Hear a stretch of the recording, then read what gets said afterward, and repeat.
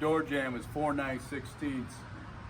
Your door opening depth of your 2x4 and 3/4 inch comes to 5 1/4 inch. So we have to extend this out.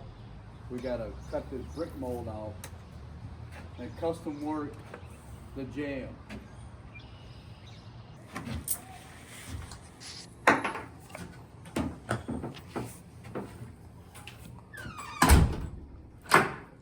Gingerbread.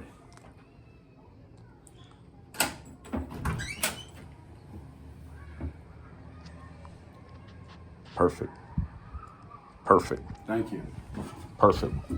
You're gonna be my all-time doorman. Okay. And you done it in record time.